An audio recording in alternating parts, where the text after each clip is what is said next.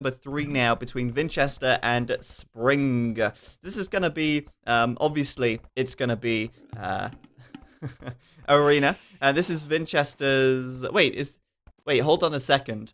Vinchester won the first game. So Spring chose to play on Arena, and then, Arabia, and now Vinchester, this is his home map, and he, of course, has chosen to play on Arena, and that is expected to say the least. But, oh my god, Spring is just like, right, I don't need walls. Let's just not play Arena. Let's just pretend it's not even Arena, and we'll delete them all. Like, fuck the walls. We don't need the walls here. This is an open invitation, Vinch. If you want to come into my base, I'm right here. Come at me, bro. I like that. I like that Spring is just like... What? This is going to be some kind of break the meta video for Rez to do later on, but goodness me. Down to the south of the map then, in the purple, we've got Vinch playing as the Turks, and up to the north of the map, in the blue, we've got Spring playing as the Turks as well. He has no fear. He has balls of steel. This guy, what an entertaining set of games so far. Of course, games brought to you with sponsorship from Search Engine Revs, who have put $1,000 into the prize pool for this event. And if you want to say thank you to them, go and check them out. They're a search engine optimization company from Canada who help people to basically be found on the internet. And they sponsored this event. And without them, I don't think we would have got as many great players as we have. So information about them down below in the stream. And of course, if you're watching on YouTube, down below in the video as well. But what a start from Spring here. Currently the score, of course, is 1-1, and it surprises me that Spring has chosen here to delete those walls, because playing as the Turks really does... It's really necessary to get a castle, and it's really necessary to get a... maybe even a Fast Imperial out. Obviously, Fast Imperial a little risky perhaps in a Turk war, but... yeah, we know Vinchester's playstyle. We know Vinchester so far has chosen to play Arena Turks 3 times in a row now. And we know his strat. He does a fast castle. He builds a defensive castle, probably near to his gold here to protect it. And then Vinchester will go ahead and make some Janissaries, make a single petard, bust through the walls, and do that. Maybe, I think I get it now. I think I get it. What Spring has done here is he's made Vinchester's petard unnecessary. So by deleting his walls, he's meant that when Vinchester builds his petard, which is what Vinchester always does, he's just wasted 60 food. I think that's actually very clever. Spring here, what a genius. Causing his opponent to spend 60 more food than necessary. You couldn't write that. You couldn't write that.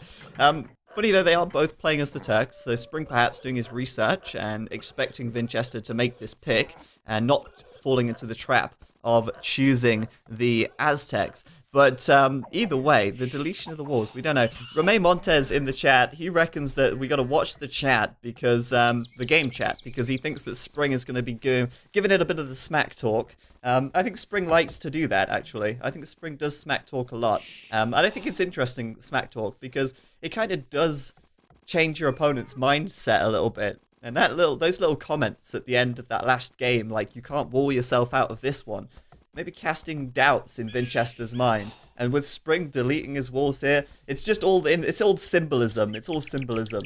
I'm only being sarcastic, Malaka. It's not... yeah. Anyway. I think you're right, Forging Iron. If those civs were banned for the entire event, it would be very interesting. But I think it's necessary that those civs are available, because at the end of the day, I mean, I've said this before, this event is really about seeing who is the best. Seeing who is the best on a variety of maps, in a variety of situations, with non-mirror civs, with civs that aren't normally seen so much, with civs that are seen a lot as well, and on maps that we see a lot, but also on the maps that are really crazy and super random. So, I mean, the idea with the sets here, all 4 games, is to provide the biggest range across the spectrum of AoE, excluding deathmatch, of course, and custom scenario, because I'm not going to go further into that, because I don't want to offend the deathmatch people out there with my thoughts, really, on deathmatch. But anyway, Spring could remove whole wall and pretend he isn't there. That's right, Litvo SK, he could, and in doing that, he could make Vinchester wonder. Oh wow, Vinchester's gonna run into his TC there. Probably wondering what the hell is going on. Vinchester in the chat, we had. Not sure what he means by that. Maybe we had tourney in Russia. Oh, he's given us a little story. Here we go. He had once upon a time in Russia, there was a tournament for the community on Arena. And Vinchester played without walls. Okay, so there you go. Vinchester there, giving us a little anecdote from his past. And Vinchester now continuing to say, that's really easily lol. Alright, that's really funny. Okay, well, I don't really know what Spring's going to do here. He's not taking any stone by the looks of things. In fact, if you have a look, his stone on the right side here, completely untouched right now. Looking at the maps, Spring has got a nicer map. Because he has got these back golds here, which is really nice. So I think Spring, again, just going to be going for super high aggression, like he tends to do most of the time. As you have a look at Vinch, though, he should be taking stone already. And he is. He's got 4 villages out on stone there. He'll move another 2 over once his market and blacksmith is done. Maybe even 4 over, but sorry, 3 over. These 3 might go over to stone, but he'd probably send 2 to stone. And then these 2 here maybe will go stone. Oh no, they're going to wood. But either way, he should end up with 6 stone villagers, some on gold, and then he's got enough for a castle once he hits the castle age. Spring not doing that. Spring's taking quite a bit of gold. Seems like he might be tempted to go for monks, which generally speaking is not the best idea. And currently population blocked as well, and also not able to get to the castle age, it seems. He did not take these deer on the left hand side, and Vinchester did take the deer here. So I'm actually thinking that maybe Spring here, what is he doing? Oh my god, is he... Okay.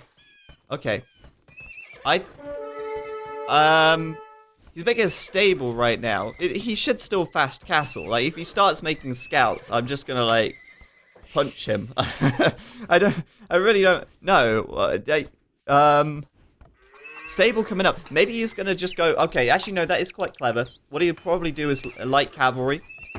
So he's doing blacksmith, stable, and barracks here. He'll probably go up to the castle age and make light cavalry, but his food income is really sucking right now. He's in a really awkward position. And I think, as well, Vinchester will spot this also. As he comes across the front here, he'll see the stable, and he knows what Spring's going to do.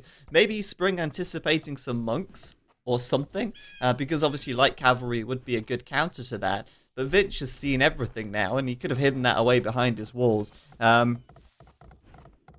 But yeah, I'm unsure what is going on. Spring still not up to the castle age. Oh, there we go. He's just clicked up now. And he's clicked up to the castle age over 2 minutes slower than Vinch. And if you guys remember back to the MBL versus Riot game, #1, we saw how just a single minute on a water map could make a big difference. Now, 2 minutes difference up to the castle age, that's pretty huge. And it's going to be interesting. So Wetfish12 asks, will this tournament lead to like an official player rating, do you think? I would hope so. I mean, I know that a lot of or some of the top players aren't involved in the tournament yet. I'm hoping we can get them involved for the next time around.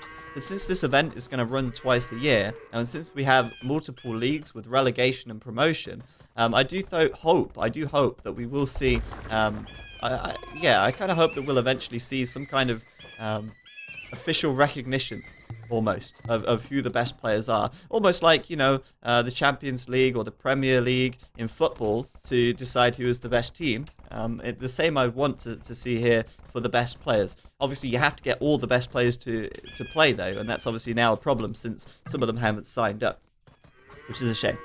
Anyway,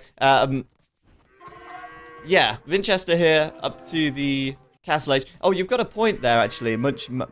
Oh my goodness. Munich. Damn it! I did it again. This is the second time now I've said Munch, not Munich. Munich, Marion, Mon. Yeah, you're right, actually. Last game we saw how Spring was a lot slower to the castle age, yet still managed to win.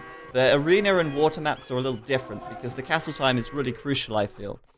Will the top players start in the Gold League?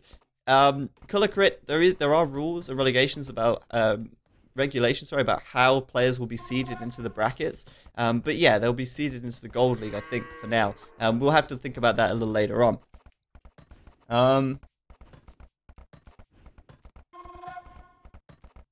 Elite Eagle Warrior, yeah, basically the same question there as well. Doubt is not in the tournament. Doubt, for some reason, didn't join up. I don't know why. Maybe a little bit too much of a time commitment.